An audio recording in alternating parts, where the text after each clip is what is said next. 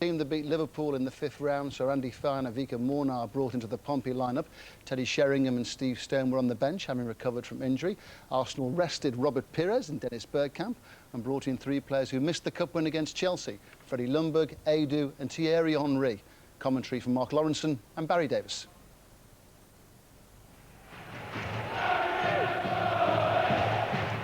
At the moment, Gilberto has started off on the right side. Oh! Off the crossbar from Reyes.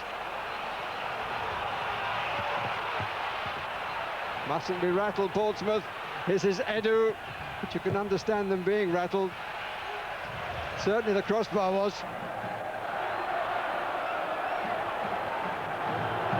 Edu. Vieira. Ljungberg, Reyes makes the first run. And it's intercepted, but only to Henry, and Henry scores. And it was Reyes' run which caused the problem, and the attempt to intercept simply set up Thierry Henry, and Arsenal have the lead. Well, it's just a great touch when the ball comes to Henry, out of his feet, opens himself up. Great finish.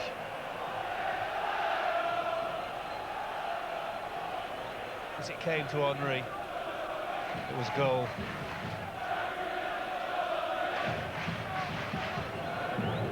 Mornar, Taylor. Beautifully done by Mornar. Oh, that was a chance.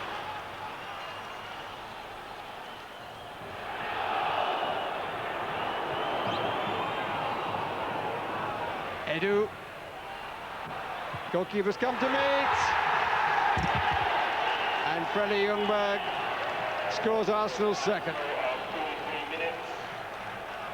It's a face of satisfaction. Just on the stroke of half-time. Just a brilliant pass, sorry, Barry, wasn't it? Just a brilliant pass where they split the defenders, and Shaka Hislop wasn't quite sure whether to come or not. Stopped. Great finish.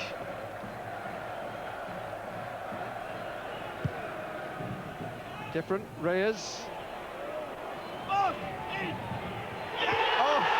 that's an amazing goal by Toure.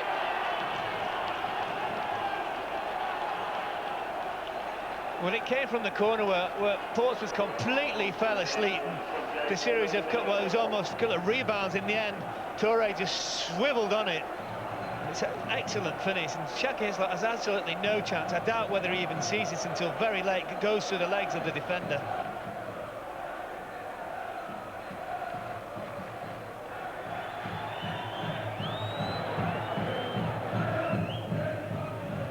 Henry! Oh, dear, oh dear. Just a clip shot that surprised Shaka Hislop, and Arsenal have a fourth. Henry has his second. Well, he just hit it so early, and he knew straight away where he wanted it to go. It almost clipped Ljungberg on the backside. Fairness to Shaka Hislop, he should have saved it actually, but great opportunism from Henry. So quick, Barry.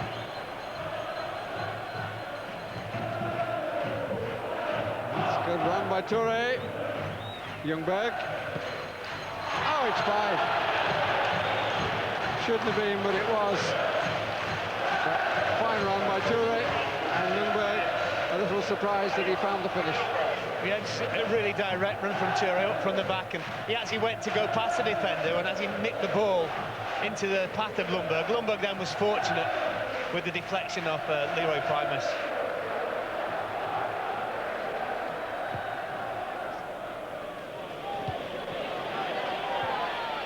Here's Stone. Early cross, oh, and off the crossbar and out. Oh, that's hard on Yakubu. Good cross in by Stone, was it? Left foot, wrapped it round, and lovely header by Yakubu.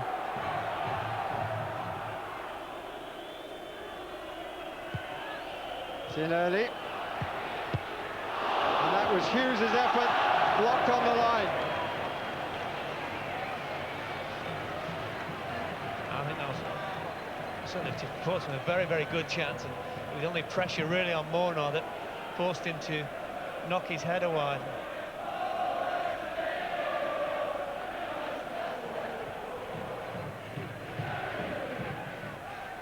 Stone. Smertin. Oh, and it was back off the inside of the post from Taylor. Oh, hit the bar once, hit the post once. They deserve one, surely. Yeah, it's a lovely cushioned header as well into Taylor's path. And, it's just not their day today, is it? Lovely strike by Taylor. Across the goalkeeper, nice and hard. Nothing they can say. Forget about the cup, concentrate on the league. But they have been quite magnificent, the home crowd. It's well played by Smertin. Space on the right. Sheringham knew it. Stone in early with a bit spoon. Hughes and a little touch, and they got the consolation goal. And wouldn't you know it? It is Teddy Sheringham. Yeah, they deserve a goal, certainly. Stone's cross far post. Good header by Hughes as well. And I think Sheringham did very, very well to get in front of the defender, Barry, and to redirect the ball past Lehmann. Great finish, that is. Arsene, congratulations. An exhibition at times. Well, I think we played well, of course, and the goals came at crucial moments in the game.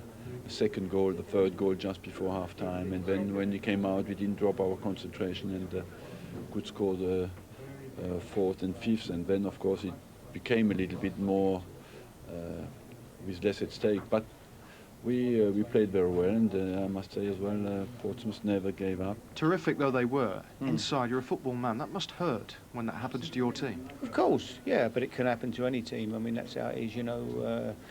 You go into the game hoping you can, but they've got world-class players, I'm afraid, and there's a difference. There's a difference in class. There's no doubt about that between them and almost every other team in the league. Well, let's take part in a late-night Arsenal loving. How good were they in that match?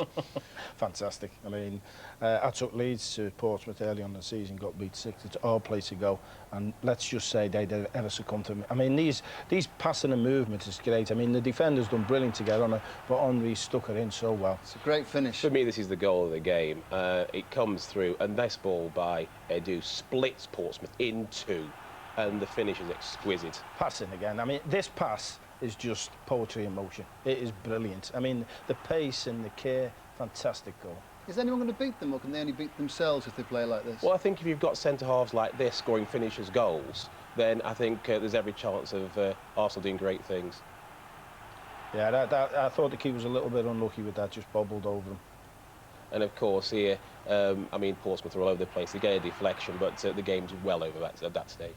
I think the singing from the Portsmouth crowd this evening when they were 4-5 down was absolutely magnificent. Oh, amazing. I mean, they got behind their team all the time. I mean, but I think they realised that Arsenal were that good, the Pompey crowd. And can we start to talk about Arsenal's potential treble winners now? Surely, yes. I hate to say it, I think the answer is yes. But there's one proviso. I'm not sure about the keeper.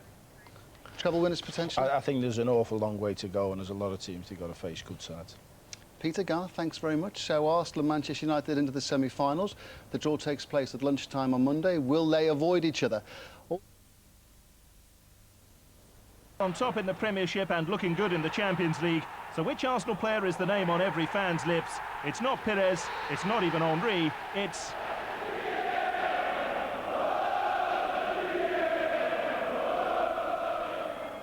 We are professionals, so winning is the first objective that we had in our mind. But of course, it's quite different because we want to enjoy ourselves and we want to play good football as well. This is the Arsenal spirit. This is the spirit I find when I came to the club, and I just try to work on it, try to make every foreign player to coming over how important it is to keep it. We play Champions League football in the last 5-6 years. And I think we show a constancy in Europe. And now we get into the stage where we need to win trophies to show to everybody that we are a good club. Arsenal's record in the competition is consistent, as in consistently not good enough. During Vieira's time at the club, they've only reached the quarter-finals once. Last year's failure to progress from the group phase was a huge setback, especially for the captain. Of course I was disappointed. We feel like we didn't achieve what we can do as a team because we can play better than what we did. And of course he was quite frustrated, but the club improved because players come in and every year and we're getting better and better. And the squad and the team is good enough. And now it's just up to us to perform because if we don't go into the end, it's because we didn't perform as a team and we didn't perform how we normally have to. And I know the club building something every year and we're getting stronger and stronger. And it would mean a lot to me to win the Champions League with the club where everything started. That failure to make the European grade has led to a different kind of talk. Rumours surface annually that Vieira could be tempted away. The whispers usually point to Madrid, but one man at least isn't listening. Every summer everyone writes me off going somewhere else, but every year I'm still in the same club. And I always say that I'm quite really happy here and I really enjoy my football, I really enjoyed my life. So there's not any reason for me to go anywhere else. One reason Vieira doesn't want to go is the man who persuaded him to come to Highbury. The Frenchman was Arsene Wenger's first signing in August 1996. It was a good move for both men. If you want to build a big team, big club, you need someone who will have to do everything, and I think Arsene find the right man.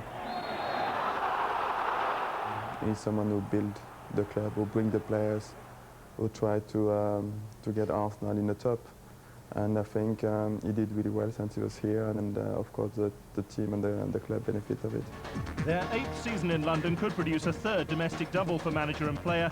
And as for European success, Vieira is prepared to be patient. Time is on his side. There's still more to come because I'm really improving. I'm 27 and I think in my position you play your best football when you've been between 28, 30 because you get so much experience and you're reading the game more quicker than you used to, so the best still to come. Of course, when you are top football players, you want to win trophies every year. And of course, this year is so many challenge and winning Champions League, the League, the FA Cup, and finish with the European Championship would be fantastic. To Highbury, where Arsenal have beaten Celta Vigo to reach the quarter-finals of the Champions League for only the 2nd time. Thierry Henry scored both goals as Arsenal beat Celta Vigo 2-0 on the night and 5-2 on aggregate. Contreras was sent off for Celta in the 2nd half. Arsenal, who led 3-2 from the first leg, were a step closer to the last 8 inside the opening quarter of an hour. Though was again called on to keep Celta Vigo at bay, turning Gustavo Lopez's shot over. But Arsenal Vigo play for the last 20 minutes with only 10 men. Ian Bolton, Sky Sports. It was quite comfortable because we had to finish the job and we were 2-0 up at half time, and from then on you could see, I think Vigo had, you could see they have other worries in their league. And when they were 2-0 down, they knew that maybe it was over for them, and they didn't really challenge us. In a strange way, was it a difficult game to play because psychologically you're already in the lead? Yes, it's a strange game. It was a very strange game because you know you're through, you have just to control, and then you lose the focus a little bit, and then the game becomes more difficult. But we were professional, we did the job. You have nights in football where you have to just do the job, and we did that tonight. Thierry Henry will grab the headlines, deservedly so? I think so. I think he's given great balls today and scored goals, and he'll get the headlines. But you know he can score goals, and always goal scorers get the headlines. But overall, I think what is remarkable tonight is not maybe that we won the game tonight, but we have won at Celta Vigo, and that we've bounced back by being nearly out of the Champions League, and now we're in the last 8. So we enjoy it because we were nearly out. The best team in the land. They're a wonderful sight to watch. We sit here in awe. Arsenal have given us a much-needed reminder that football can still be a beautiful game. A lot of people like the way you play, and it's amazing how you've changed the perception of Arsenal, and people actually quite like you now. Yeah, I think as a neutral fan, you just want to watch a team play good football, and I think, as I said, we are doing that at the moment. So hopefully, we will change people's mind and think that we don't just always fight and things like that. We like to play football, and as I said, we're doing it at the moment. You've won people over, really? Yeah, I would like to think so, yeah, and hopefully we can have some more support, yeah. How great was it to play in that victory at Portsmouth last weekend, because most of the country enjoyed that one? Who wouldn't enjoy a nice 5-1 victory away from home? It's really good times at the moment for me and for the team, and we seem to be really together and playing really well as a unit at the moment, yeah. It's been a pretty good week for you, hasn't it? Yeah, it's of course a great result on Wednesday night, and of course we've got through to the next round, but so we're not getting too excited about it at the moment. In a sense, do you like the edge that you get with a Champions League night with continental opposition? Would having Chelsea, a team you know so well, put a dampener on that somehow? No chance, because it's such a great tournament. Everyone wants to win it, and it definitely won't put a dampener on it. It's going to be a great occasion for both players, and of course we know how they play and they know how we play. So it's going to be exciting, and hopefully we can come out on top. It was about this time last year that the wheels began to come off your season. You're well clear again. Are you going to make the same mistake twice? It was devastating for players, and of course the fans were so close, and maybe we got a little bit too excited and thought we won it already, and of course we got punished, but this season we're really focused. Where is my hero? He's out there somewhere, left of the meadow. Ashley, you look around that dressing room. Do you pinch yourself even now occasionally and think, no, I've done all right for myself. Look who I'm playing with. Look where I am. Yeah, every day when just standing in the shower, even on my own, just thinking what I've achieved at a young age and such a big club. It's been brilliant for me. Were you picked out fairly early on as having something a little special? Yeah, I could score goals in. I've had so many chances this season to score, and I've fluffed them all. But I got picked up at Arsenal when I was 9. That was as a striker, and I think they watched me and probably decided my finishing weren't up to scratch and chucked me back in the defence. But I'm not complaining now.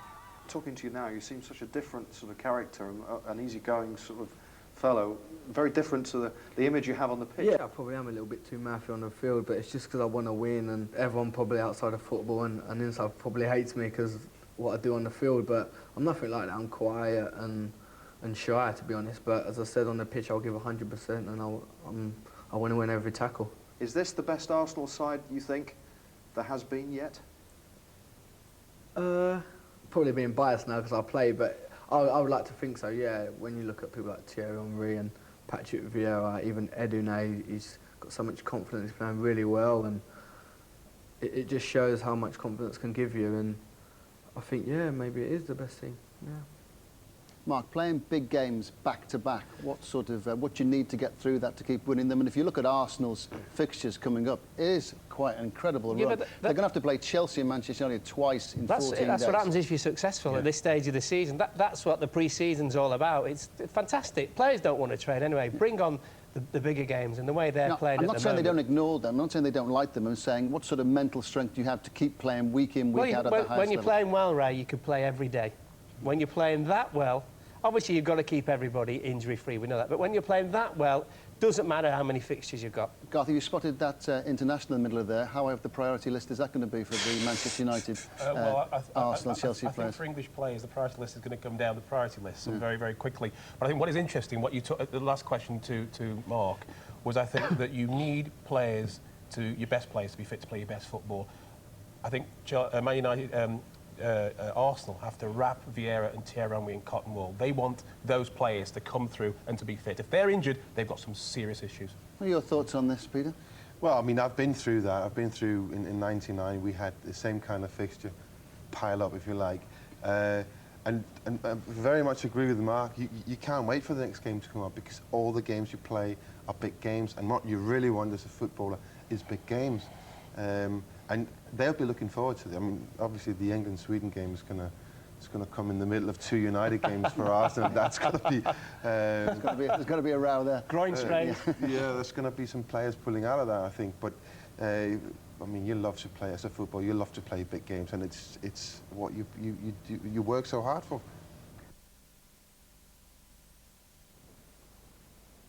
Is that you have a team in the semi-final from England, which is always good for the points.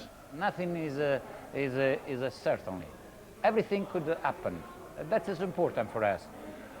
Of course, I think the Arsenal players are happier than us, but it's okay. We know we can beat Chelsea because we're already done it, and maybe that we play the first leg away. But anyway, you know, it's this kind of games will always be tight, and let's just focus on doing well until we play Chelsea, and that's the most important at the moment. Well, in many ways, it's a great shame to bring these two together in the quarterfinals. I think we'd kind of like to have seen them in the semis, wouldn't we? Yeah, very much. It would have been nice to know one of them could have got through to the final. But of the two teams, you do feel as though Arsenal are the happier of the two. I was around the Chelsea player, Scott Parker, last week, and he was saying there's a confidence in that dressing room about the Champions League, but the one team they feared was Arsenal. Well, the fear is not unfounded, is it, Clive? Because the record speaks for itself, and it's not just the 16 games that they haven't beaten them in. It goes right back to 1995, and then only twice have they beaten Arsenal. Yeah, and they were League Cup games when Arsenal were probably under strength. They wouldn't be at full strength as they will be in the Champions League. I think you look at it, and it's how Chelsea are going to go about trying to break this record. They're all powerful at the moment, Arsenal. Could it be that they don't have to actually win the games? An away goal maybe, and a 0-0. That might be the answer. 1-1 and a 0-0, and they'd be through, wouldn't they? It would. A couple of things for me work against. You know, you think of people like Dennis Bergkamp. He's going to be able to play in both the games. You know, he's in fantastic form. No travel problems for him. And complacency, I think, is the only thing for me. And a 0-0, perhaps without Kudachini, is going to be difficult as well. Because it is going to be difficult, but I do think that Terry is certainly developing into an outstanding defender, and with the experience of Desai alongside him, and that Italian-type defensive mentality from Ranieri. Well, Clive's nudging it towards Chelsea, but Arsenal not only resplendent on the pitch this week, they've also been picking up awards. 2 Player of the Month, a joint Player of the Month for Edu and Bergkamp, and Thierry Henry, the first player in the league to reach 20 goals. So they can do no wrong at the moment, Arsenal, can they? No, I think that says it all when they're picking up all the trophies. And I say Bergkamp's key for me. Having him in the 2 games, not having to miss him in one of the European, I think is a massive boost for Arsenal. Let's have a look at the draw and see. The winner of this game, obviously, will go through to the semis against, you would think, Real Madrid. It's definitely the bottom half, the toughest part of the draw, Clive, isn't it? I think we've talked about it, that certainly I feel the winners will come from the bottom half of the draw. It's an interesting, the way it shapes up at the top. Porto, UEFA Cup winners last year, and obviously Manchester United's conquerors. I think they could end up against AC in the semi-final. OK, thanks, guys. Some mouth-watering games to look forward to then. And we'll be bringing you the decisive second leg of Chelsea against Arsenal on Tuesday, April the 6th.